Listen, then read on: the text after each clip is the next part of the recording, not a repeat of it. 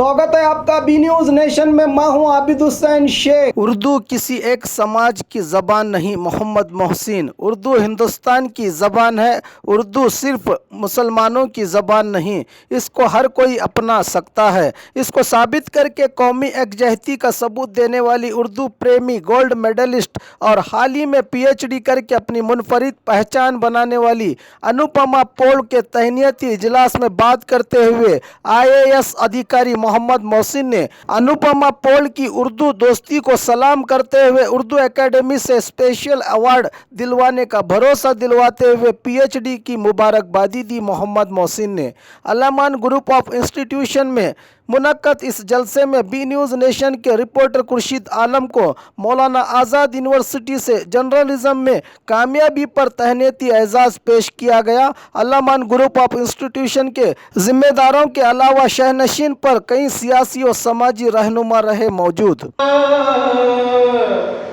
मिला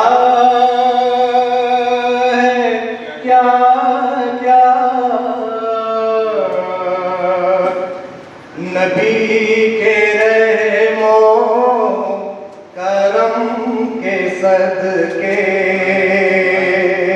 जो मेहमान आने खुसूसी हैं उनका इस्तेकबाल करें और उनका तारुफ करें।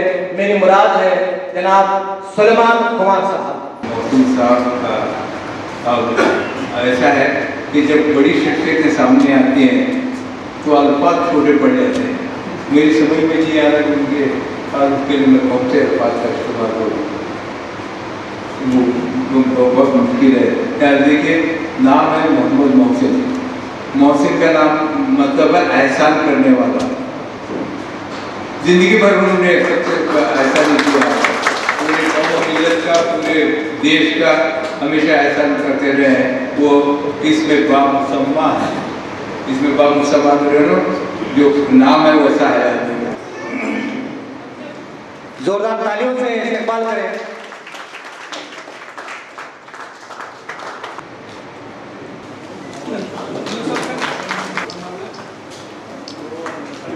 जानिब से जो है वो स्पीच से पहले अशार के जरिए शुरू करना चाहूंगी। त्रिशूल बांटे न तलवार बांटे, त्रिशूल बांटिए न तलवार बांटिए, अगर बांटना ही है तो जरा प्यार बांटिए। वीरान हो रही है मोहब्बत की बस्तियां, वीरान हो रही है मोहब्बत की बस्तियां, रंगे खुलूस जज्बाए एहसास बांटिए। मैं ये अशार इसलिए पेश कर रही हूँ कि जो मेरे PhD का मकाला उन्वान है कर्नाटक की उर्दू शायरी में कौमी एकजहती और वतन दोस्त। आज के हालात जो हैं इस वक्त मैं समझती हूँ कि इंसानियत और प्यार का बहुत ज़रूरत है हम लोगों को। तो मैंने इस ख्याल से इस मौजू का इंतखाब किया क्योंकि इस मौजू पर शुमार में काम हुआ है, जबकि कर्नाटक के शोरा ने वतन दोस्त से कौमी एकजहती पर बहुत कुछ लिखा है। तो यही इसी ख्याल से मैंने सोचा कि क्यों ना इस मौजू पर काम किया जाए। तो मैंने कुएंपू यूनिवर्सिटी में अपना दाखिला करवाया। अपने गाइड से जब मैंने इस सिलसिले में बात की तो बहुत खुशी से मुझे इजाज़त दी कि आप इस मौजू पर काम कर सकते हैं। लेकिन जो मरहला मुझे दुश्वार तो हो ही रहा कि मौजू तो मैंने चुन लिया था, लेकिन अब मवाद में कैसे इकट्ठा करूँगी। जैसे जैसे मैं मवाद इकट्ठा करते गई मुझे एहसास हुआ कि शायद इस मौजू पर थोड़ा बहुत ही कम लिखा गया है। क्योंकि जब मैं सुलेमान सर से मिली थी उनके ज़ाती लाइब्रेरी का मैंने इंतखाब किया तो सर ने कहा कि बेटा आप इस मौजू पर कर रहे हैं, बहुत प्यारा मौजू है, लेकिन आपको क्या है मवाद की कमी महसूस होगी। जो बात थी सही थी क्योंकि मुझे पूरे 1 साल लगे इस उन्वान पे मौजू इकट्ठा करने के लिए। पूरे कर्नाटक का मैंने लिया था, कर्नाटक उर्दू अकेडमी मुझे शायद ही मैं 10 बार तो वहाँ पे जा चुकी हूँ। तो सबसे पहले तो मैं डॉक्टर अनुपमा को अपने दिल की गहराई से मुबारकबाद देता हूँ और बहुत नेक अच्छा काम किया है।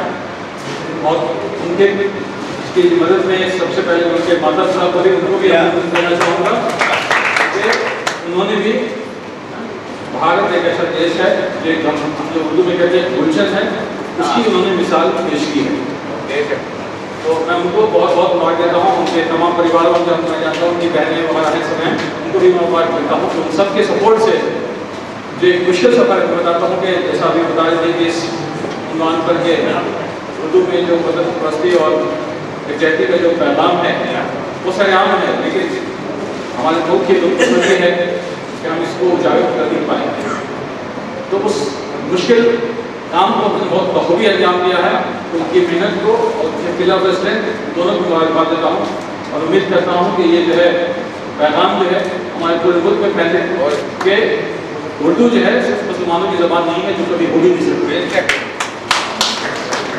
उर्दू की ज़बान आपको शायद कुछ लोगों को पता नहीं है, मैं मुझे अपनी जानकारी नहीं है, पर साहब मौजूद हैं, काफ़ी लोग मौजूद हैं, मैं मेरी उनकी जानकारी नहीं है, तो फिर भी मैं जहाँ तक मैं जानता हूँ कि उर्दू इस जो हम कहते हैं खत हिंद है, तो सभी हिंद है, उसकी ज़बान है, यहाँ पैदा हुई, पली बढ़ी और हमेशा जिंदा रहेगी जब तक इंसानियत है, जब तक यहाँ पर जिंदा रहेगी। और खुशनसीबी की बात है कि उर्दू को जो है कुछ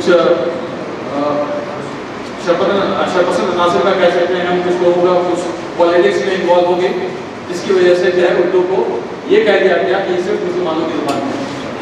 जबकि हम अगर इसकी इब्तिदा देखें, इसका ताल्लुक फारसी से, अरबी से और जो भी हो सकता है, जो यहाँ की ज़बान संस्कृत है या ब्रज है और जो मकामी लकड़ी ज़बान से फिर से ये ज़बान पैदा हुई है। तो 100 क्या या 1,00,000% भी कहें कि उर्दू जो है हिंदुस्तान की मुकामी ज़बान है, कहीं बाहर से आई नहीं।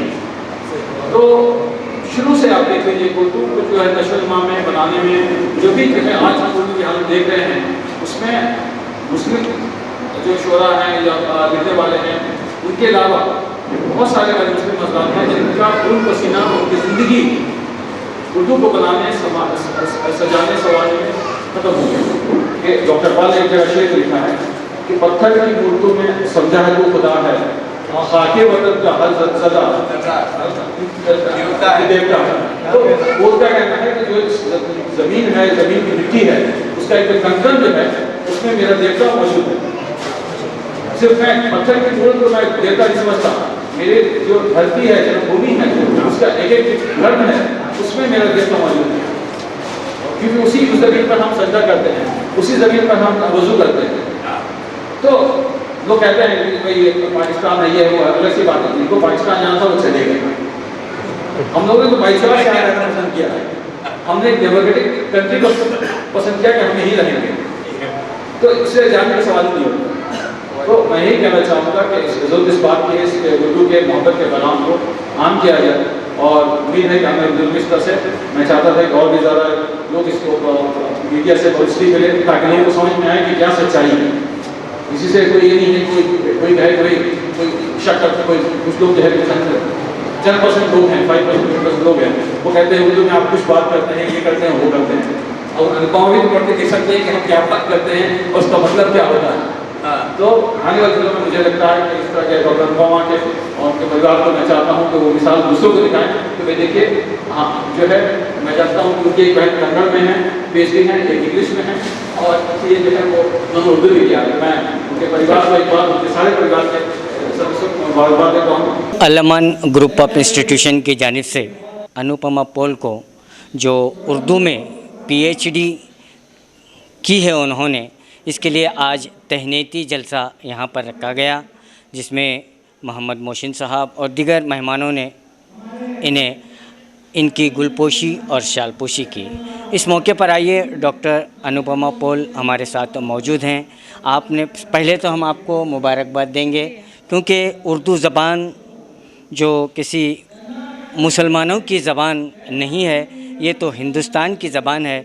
हिंदुस्तान में पली बड़ी हुई उर्दू ज़बान जो दरियाए सिंध के किनारे जिसकी पैदावार हुई, जिसमें उर्दू, अरबी, हिंदी, फ़ारसी तमाम अल्फाज़ों को मिलाकर उर्दू ज़बान बनी, और ये इतनी मिठास इसमें है कि हर कोई इसे गले से लगाना चाहता है। लेकिन बाज़ औक़ात इस ज़बान को लोग जो है शक की नज़र से देखने लगे, इसलिए कि उर्दू ज़बान को मुसलमानों ने अपनाया। तो आज डॉक्टर अनुपमा पॉल जो हमारे साथ मौजूद हैं, उर्दू ज़बान को इन्होंने बहुत अच्छी तरह से जाना, पहचाना और उर्दू ज़बान में इन्होंने तालीम हासिल की और उर्दू ज़बान में MA किया और उर्दू ज़बान में PhD का अवार्ड उन्हें मिला है। आइए इन्हीं से बात करते हैं। अस्सलाम वालेकुम। उर्दू ज़ुबान जो है गंगा जमुनी तहज़ीब की मिसाल है, क्योंकि सर सैयद रशीद अहमद सिद्दीकी साहब ने कहा था कि हिंदुस्तान ने पहली बार उर्दू ज़बान में सेक्युलरिज़म देखा है, क्योंकि एक हिंदू मुस्लिम इत्तेहाद की मिसाल है। ना इसे हम हिंदू तहज़ीब कह सकते हैं, ना ही मुसलमान की तहज़ीब कह सकते हैं, बल्कि एक मुश्तरका तहज़ीब की मिसाल है। तो मैंने इसी ख्याल से उर्दू सीखा। इस दौरान मैंने MA भी किया, और जब PhD मैं करना चाह रही थी तो मैंने सोचा कि क्यों ना उर्दू ज़ुबान जो आज तासुब की शिकार बन रही है, जिसको मज़हब के नाम पर गलत तौर से इस्तेमाल किया जा रहा है, और हर जगह ये बोला जाता है कि सिर्फ मुसलमानों की ज़ुबान है, तो मैंने सोचा कि क्यों ना एक ऐसा मौजू लिया जाए ताकि लोगों के सामने ये जो गलत फहमी है दूर की जाए। तो इसी ख्याल से मैंने सोचा कि वतन दोस्ती और कौमी एकजहिती जो एक उन्वान है मेरे PhD के लिए सही रहेगा। तो इसलिए मैंने रियासत कर्नाटक का इंतखाब किया। इस सिलसिले मैंने कुवेंपू यूनिवर्सिटी से PhD में दाखिला लिया, और मेरे जो गाइड हैं प्रोफेसर C सैयद खलील अहमद साहब हैं, जिनका हर वक्त मुझे साथ रहा। सैयद अलीमुल्ला हुसैनी साहब हैं, मेरे वालिदैन हैं, मेरे हाई स्कूल और प्राइमरी के असातिज़ा का सबका मैं शुक्रिया अदा करना चाहूँगी कि उन्होंने इस क्या कह सकते हैं एक तालीम का जो सफ़र रहा, अगर वो लोग नहीं रहते तो शायद मैं आज इतना नहीं कर पाती, क्योंकि उनका हमेशा मुझे साथ मिला है। तो मेरा पैगाम यही है कि आप चाहे कोई भी ज़ुबान सीखिए, कुछ भी कीजिए, लेकिन इंसानियत है, भाईचारगी है, जो उसको हमेशा हमें कायम रखना चाहिए। उर्दू ज़ुबान एक ऐसी ज़ुबान है जिसको हम ये कह सकते हैं कि हर कोई सीख सकता है, क्योंकि ये गलत फहमी हो रही है कि मुसलमानों की ज़ुबान है। अगर ये मुसलमानों की ज़ुबान है तो पूरे हिंदुस्तान में क्यों बोली जाती है?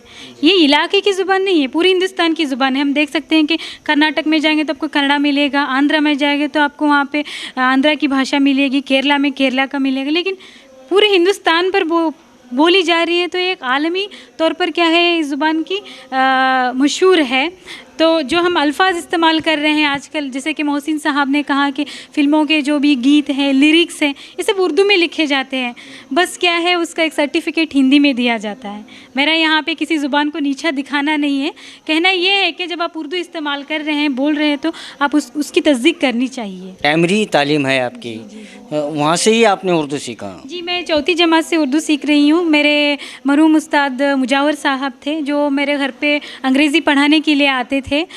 तो मैं छोटी थी तो मेरे सहेलियाँ मुसलमान ज़्यादा थे घर के पास, तो अरबी क्लास में जाया करती थी। तो मुजावर सर को भी उर्दू आता था, उन्होंने सोचा कि क्यों ना बच्ची को सिखाया जाए। तो मेरे वालिद का भी यही ख्याल रहा कि कौमी एकजहिती मतलब नेशनल इंटीग्रेशन, हर कोई जो है अलग अलग ज़ुबान सीखे, हम उनके जो भी बच्चे हैं इसके ज़रिए क्या है हम कौमी एकजहिती का मुजाहरा करें। मेरे वालिद के ख्याल और मेरे मरहूम उस्ताद मुजावर साहब के ख्याल से मैं उर्दू में दाखिला ली। मेरा 10th उर्दू में ही हुआ है। PUC मैंने बीजापुर अंजुमन डिग्री कॉलेज से किया है। BA जो हुआ सिकैब से किया है मैंने, और MA कर्नाटका वुमेन यूनिवर्सिटी से बीजापुर, और PhD मेरा कुवेंपू यूनिवर्सिटी से हुआ। तो जैसे कि आपने आपकी इब्तिदाई तालीम जो उर्दू में शुरू हुई, तो आज के हालात को हम देखते हैं कि उर्दू ज़बान के ताल्लुक़ से कोई और कुछ कहता है, कोई और कुछ कहता है, लेकिन इसे सिर्फ़ उर्दू ज़बान मुसलमानों की ज़बान है, इसी को आज के दौर में चला है। और जहाँ तक उर्दू का ताल्लुक़ है, वो उर्दू ज़बान जो अब पनप नहीं पा रही है, ख़त्म हो रही है, उर्दू स्कूलें बंद हो रहे हैं, असातिज़ा का तकर्रुर नहीं हो रहा है। ऐसे नाजुक मोड़ पर जब आप उर्दू में सीखने का फ़ैसला किया, उर्दू में आप आला तालीम हासिल करने का फ़ैसला किया, तो आपके पेरेंट्स हो, आपके वालिदैन हो, आपके सरपरस्त हो या आपके कलीग्स हो, कहीं आपको ये नहीं बताया कि इससे आपको क्या हासिल होगा वगैरह वगैरह? जी, जब मैं उर्दू सीख रही थी तो जाहिर सी बात है कि मेरे घर में एक नया था कि क्योंकि मेरे घर वाले को भी, मेरे में जो रिश्तेदार थे उनका भी यही ख्याल था कि तुम मुसलमानों की ज़ुबान सीख रही हो। उस वक्त मैं छोटी थी, उस वक्त मैं उनको जवाब नहीं दे पाई क्योंकि मैं इब्तिदा में सीख रही थी, लेकिन अब मैं उनको जवाब दे सकती हूँ कि ये मुसलमानों की नहीं है। वो लोग आपको क्या महसूस हुआ कि सीखना चाहिए या नहीं? सीखना चाहिए, क्यों नहीं सीखना चाहिए, बिल्कुल सीखना चाहिए। इतनी शीरीन और साफ़ ज़ुबान है, अगर हर कोई सुन रहा है तो मुतासिर होकर वो आपके पास आ जाएगा। जो आपने कहा कि ये तालीम याफ्ता लोगों में यह गलत फहमी नहीं, जो पढ़े लिखे हैं, जैसे कि हम कह सकते हैं जो अंग्रेज़ी में जिनका पीजी हुआ है, रिसर्च हुआ है, अगर कोई भी सब्जेक्ट लेगी वो लोग ये नहीं कह सकते कि ये उर्दू मुसलमानों की। ये जो गलत फहमी है नीचे तबके में दे सकते हैं, जहाँ की तालीम शायद 10th PUC तक हुई है, क्योंकि उन्होंने अदब नहीं पढ़ा है। जब आप अदब पढ़ सकते हैं तभी आपको अंदाज़ा होगा कि ये सिर्फ मुसलमानों की ज़ुबान नहीं। जैसे कि मोहसिन सर ने कहा कि कृष्णचंद हैं, प्रेमचंद हैं, और उर्दू का सबसे पहला अखबार जो निकलने वाले थे हरिहर दत्त हैं। तो इस लिहाज से हम कह सकते हैं कि उर्दू जो है ख़त्म होने के कतार पे तो मैं नहीं कह सकती, क्योंकि फैली हुई हर जगह, अब हम उसको ख़त्म नहीं कर सकते। लेकिन ये बात हम कह सकते हैं कि इसको मिटाने की कोशिश की जा रही है। ये हमारी ज़िम्मेदारी है कि इसको मिटाने की जो ना उनके जो मंसूबे हैं उस हम लोगों को उसे रोकना चाहिए, ताकि और कौम के लोगों को हमें लेके आना चाहिए, उन्हें एक शऊर पैदा करना चाहिए कि देखिए उर्दू एक शीरीन ज़ुबान है, एक कौमी इज्जत का मुजाहरा है, आप भी सीखिए। तो सबसे पहले तो वालिदैन में ख्याल आना चाहिए। ये घर बैठे ख्याल तो नहीं आ सकता। हम जैसे पढ़े लिखे जो जब तक उनके अंदर ये शऊर नहीं पैदा करेंगे कि ये भी हिंदुस्तान की ज़ुबान है, जैसे आप दीगर ज़ुबान सीख रहे हैं इसमें भी आप सीख सकते हैं, तो ये हमारा एक जो फ़र्ज़ है कि हम उनके अंदर ऐसा शऊर बेदार कर सकें। और आपने जैसे पूछा कि इब्तदा मरहले में कैसा रहा, शायद 2 साल मुझे दिक्कत हुई, क्योंकि ज़ुबान अलग थी, तहज़ीब अलग था, और घर का माहौल अलग था, साथ नहीं मिला। लेकिन 2 साल दिक्कत महसूस हुई, लेकिन उसके बाद जो मैं कह सकती हूँ कि अल्लाह की कोई ख्वाहिश थी कि मैं सीखूं उर्दू में, तो हमेशा मेरे असातिज़ा मेरे साथ रहे। जहाँ जहाँ मुझे पढ़ने में दुश्वारी रही, जैसे भी मुश्किल रहे, वो लोग मेरे साथ रहे कि आप ऐसा पढ़िए, अच्छा कीजिए। तो उन लोगों का साथ है, इसीलिए मैं आज यहाँ हूँ। अब आपके कलीग्स, आपके साथी आपको क्या कहते हैं? मेरे कलीग्स, मेरे साथी यही कहते हैं कि आप उर्दू के हैं, आप अच्छी उर्दू बोलते हैं, हमें महसूस ही नहीं होता है कि आप कन्नड़ घर से आए हैं, उस तहज़ीब से आए हैं। जब हमारे साथ रहती है, हम जैसी रहती है, मैं यही कहती हूँ कि उर्दू ज़ुबान का मुझ पे बहुत असर है। तो आखिर में हम आपसे यही सवाल करेंगे कि अब आप अपने कलीग्स को या ऐसे जो पेरेंट्स हैं जो अपने बच्चों को उर्दू में तालीम दिलवाना, यानी उनका मुस्तकबिल नहीं अच्छा लगता, ऐसे अगर हम उर्दू में तालीम दिलाएंगे हमारे बच्चों को तो बच्चों का मुस्तकबिल आगे नहीं बढ़ सकता, ऐसी सोच रखने वाले वालिदैन को, पेरेंट्स को आप क्या मैसेज देना चाहेंगे? जैसा कि आप सोच रहे हैं कि मुस्तकबिल नहीं है, जॉब की वैकेंसी नहीं है, अब अगर गांधी जी ने कहा था कि बच्चे की इब्तदा तालीम मादरी ज़ुबान में होनी चाहिए, क्योंकि बच्चों को समझना चाहिए, जो भी आप पढ़ रहे रटना सही नहीं है, समझ के पढ़ना चाहिए। तो मेरी उनसे गुजारिश है कि अगर आप ऐसा सोचते हैं, कम से कम 5वीं जमात तक तो आप बच्चों को उर्दू में सिखाइए। उर्दू से कोई नुकसान नहीं है, क्योंकि हम उर्दू में 10th में करके आए हैं, मेरी बहनें हैं जो अलग ज़ुबान में 10th तक से कन्नड़ में सीखा, मराठी में सीखा, लेकिन PU से उन्होंने अपना फ्यूचर बनाया है। एटलीस्ट 10वीं जमात तक तो आपको उर्दू में उनको सिखाना चाहिए। और ये बात जो आप कह रहे हैं कि इसमें क्या है, जॉब फैसिलिटीज़ नहीं है, तो ये उर्दू के जो माहिर हैं उन लोगों को बैठकर सोचना चाहिए कि क्यों उर्दू के स्कूल आज बंद किए जा रहे हैं, क्यों उर्दू के हर जगह वैकेंसी नहीं निकल रही हैं। उन्हें सरकार से राबिता करना चाहिए, इसके ख़िलाफ़ लड़ना चाहिए, तभी जाकर कुछ आगे हो सकता है। तो आखिर में आपके जो फैमिली है, आप 3 बहनें हैं, एक भाई हैं, तो आप अकेले उर्दू की तालिब इल्म हैं या उर्दू ने सिखाया या कोई और सीखे? पहले तो मैं उर्दू में अकेली थी मेरे घर से, जहाँ तक मैं MA में आई तो मेरे मामा के बच्चे हैं तो मैंने उनको भी उर्दू पढ़ाया है। सुधा रानी इंगड़े हैं, सुनीता इंगड़े है और सुनील इंगड़े, और सुधा रानी जो है अभी वुमेंस यूनिवर्सिटी से MA उर्दू में कर रही है, और एक छोटी बच्ची BA अंजुमन डिग्री कॉलेज से कर रही है। एक बच्चा का MA हो गया, अभी वो B.Ed में दाखिला है। इसके अलावा हमारे कुवेंपु यूनिवर्सिटी से भी एक लड़की थी, शिकारीपुर से आती थी, आत्मिया, उसने भी उर्दू में किया है। तो मेरे एतराफ़ जो लोग हैं, जहाँ तक मुझसे हो रहा है मैं उनको उर्दू सिखाने की कोशिश कर रही हूँ। बहुत बहुत शुक्रिया। तो अभी आपने सुना अनुपमा पॉल जी, जो उर्दू की तालिब इल्म, उर्दू में तालीम हासिल की और MA और PhD की डिग्री भी उन्होंने हासिल की, और उन्होंने उन पेरेंट्स को एक मैसेज दिया है कि वो ये सोचते हैं कि उर्दू में मुस्तकबिल नहीं है तो ये गलत है। अपने बच्चों को उर्दू में ज़रूर तालीम दिलाएं, क्योंकि उर्दू में जो तहज़ीब व तमद्दुन मिलती है वो किसी और में नहीं मिलती। उर्दू ज़बान एक ऐसी ज़बान है जिसमें हर मिठास है, क्योंकि जिसमें हर ज़बान के अल्फाज मिले हुए हैं, जैसे अरबी, फ़ारसी, हिंदी, संस्कृत, कई ज़बान से मिलकर ये उर्दू ज़बान बनी हुई है। कैमरामैन सुहेल के साथ मैं Khurshid Alam, B news nation, Bijapur. और खबरों के लिए देखते रहिए B news nation. Vantage motors, OPP Sainik school, first gate, Tarbir road, Vijayapur. Contact number 9731512783, 9731512793। Actually ನಮ್ಮಲ್ಲಿ ಎರಡು ಥರ ಬ್ರ್ಯಾಂಡ್ಸ್ ಇರ್ತದೆ. ಒಂದು ವೆಸ್ಪಾ ಅಂತೇಳಿ ಮತ್ತು ಇನ್ನೊಂದು ಎಪ್ರಿಲ್ ಅಂತೇಳಿ. ಆ ವೆಸ್ಪಾದಲ್ಲಿ ವೆರೈಟಿ ಬೇರೆ ಬೇರೆ ಮಾಡಲ್ಸ್ ಅದಾವೆ, ಆಮೇಲೆ ಎಪ್ರಿಲಾದಲ್ಲೂ ಬೇರೆ ಬೇರೆ ಮಾಡಲ್ಸ್ ಅದಾವೆ. ಸೊ ಎಲ್ಲರೂ ವೆಸ್ಪಾ ಅಂದರೆ ತುಂಬ ಭಾಳ ಕಾಸ್ಟ್ಲಿ ಐತೆ ಅಂತ ಅಂದ್ಕೊಂತಾರೆ. ಬಟ್ ಅಷ್ಟೇನು ಕಾಸ್ಟ್ಲಿ ಇಲ್ಲ. ಶೋರೂಮ್ ವಿಸಿಟ್ ಮಾಡಿರಿ, ಟೆಸ್ಟ್ ಡ್ರೈವ್ ಮಾಡಿರಿ, ನಿಮಗೆ ಗೊತ್ತಾಗುತ್ತೆ ಇದು ಈ ಗಾಡಿ ಹೆಂಗೈತೆ ಅಂತ ನಿಮಗೆ ಗೊತ್ತಾಗುತ್ತೆ. So please do visit our showroom. ಹಬ್ಬಗಳ ಪ್ರಯುಕ್ತ bumper offer, Silai world men's, women's, kids saris bumper offer, buy 3 get 3. ವಿಜಯಪುರ ನಗರದಲ್ಲಿ ಬಟ್ಟೆ ಕ್ಷೇತ್ರದ ಹೆಸರುವಾಸಿಯಾದ ಗುರುಕುಲ್ ರಸ್ತೆಯಲ್ಲಿ ಇರುವ ಬ್ರಹ್ಮಾಂಡ ಸಿಲಾಯಿ ವರ್ಲ್ಡ್ ಶೋರೂಮ್ ನಲ್ಲಿ ಹಬ್ಬಗಳ ಪ್ರಯುಕ್ತ bumper offer, buy 3 get 3. Formal, casual, winter, westerns bumper offer, flat sale 299, 399, 499. ಇದು ಹಬ್ಬಗಳ ಪ್ರಯುಕ್ತ bumper offer, buy 1 get 1 free. ಇದು offer silk saris, cotton saris, design ಸಾರೀಸ್ಗಳ ಮೇಲೆ ಬಂಪರ್ ಆಫರ್ ಲಾಭ ಪಡೆಯಿರಿ. ಈ ಆಫರ್ ಸೀಮಿತ ಅವಧಿಗೆ ಮಾತ್ರ. ಹಿಂದೆ ತಮ್ಮ ಕುಟುಂಬದೊಂದಿಗೆ ಬನ್ನಿ. ಸ್ಥಳ Silai world men's, women's, kids saris, near Siddheshwar temple, beside corporation bank, Gurukul road, Vijayapur. Mobile number 7030170909.